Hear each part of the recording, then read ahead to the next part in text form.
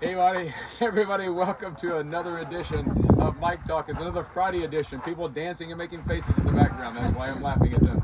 But we are here in the ancient city of Megiddo, and as people get excited about this Har Megiddo, which means basically the mountain or the rise of Megiddo, everyone wants to talk about Armageddon. So we're going to be in the book of Revelation today, but maybe not what you think. Before I get there, I want to talk about all the people from the Old Testament that we know were here.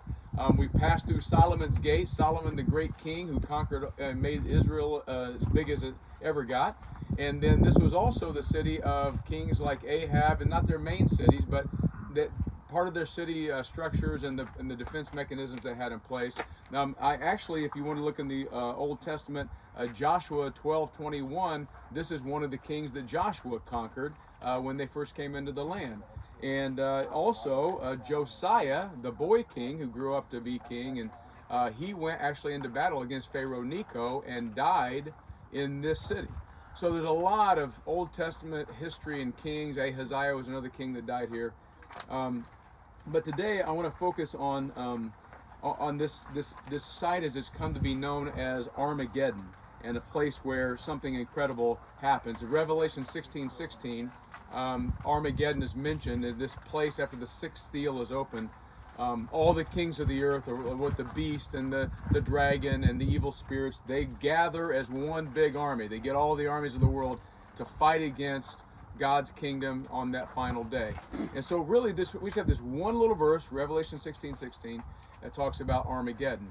Then you put that together in Revelation 20 with the 1,000-year period, and a lot of people have a lot of opinions about what's going to happen on this mountain. So just real quickly, a millennial overview of different views of this 1,000-year period. Really, there's only about 7 or 8 verses in the Bible, in Revelation, that talk about this 1,000-year reign of Jesus Christ. There are 3 basic views. The first view is the post-millennial view, which means that Jesus his reign is going to be followed. This 1,000-year reign of Jesus on the earth will be followed by his return.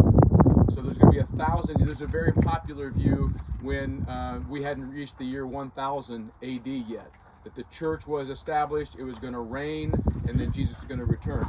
The other one is the premillennial view, which means that Jesus is going to return, and he's just going to clear all the sin out of the world, and then he's going to reign for 1,000 years, and then there'll be a second resurrection. The view that I've kind of come to after all the years of studies and talks is the amillennial view. So you got post-millennial, premillennial. Amillennial means no, not millennial. In other words, we believe that this is a symbolic 1,000-year reign. Just as we look at Revelation chapter 12, and we see that as the Christmas story in a cosmic sense.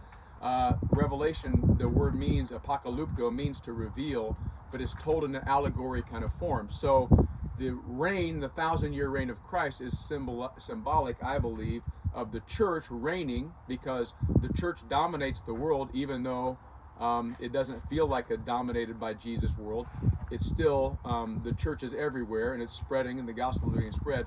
In the meantime, we're being under tribulation and persecuted. So that's the quick overview, the fastest overview of the millennial I can give. If you're interested in it, there's tons of books out there. Go do some research and get excited about that. But here, the thing that really has struck me, that's going to get me to the thing in Revelation that I think is really important. I said there's going to be a kingly day. We started with Saul getting killed on the mountains of Gilboa. Then David took his place. We talked about how David came and honored them, and how he loved them, his enemies, even though they were trying to kill him. And then we come to this place, and this is a place of kings. Several kings of Israel were here. Actually, over here to my left are the remains of the stables of Solomon, where a 3,000-year-old trough is for the horses to drink out.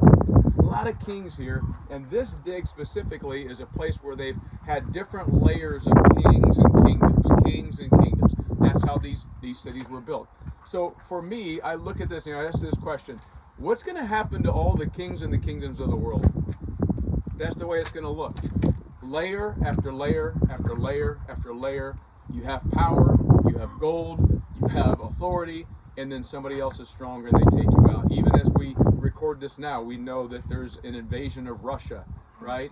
And there's kings and kingdoms still going on in this world today. I can predict the end of all of them just by looking over my right shoulder. And that brings us to the most important king thing about Megiddo in the book of Revelation, and that's Revelation chapter 22, verses 1 through 5. And I want to encourage you with this today, a second time on a Mike Talk extra special, right? Chapter 22 of Revelation says this: Then the angel showed me the river of the water of life, bright as crystal, flowing from the throne of God and of the Lamb through the middle of the street of the city. Also, on either side of the river, the tree of life, which is 12 kinds of fruit, yielding fruit in each month. The leaves of the tree were for the healing of the nations. No longer will there be anything accursed, but the throne of God and of the Lamb will be in it, and his servants will worship him, and they will see his face, and his name will be on their foreheads, and night will be no more. They will need no light of lamp or sun, for the Lord their God will be their light. Listen, they will reign forever and ever. That's the story. There are no ruins. There are no layers in eternity with God. God is going to reign forever, and we get to reign with him. That's what you really need to know from the book of Revelation in this place called Megiddo. Megiddo, not Mediddo. Megiddo. Peace. Love you guys. Amen.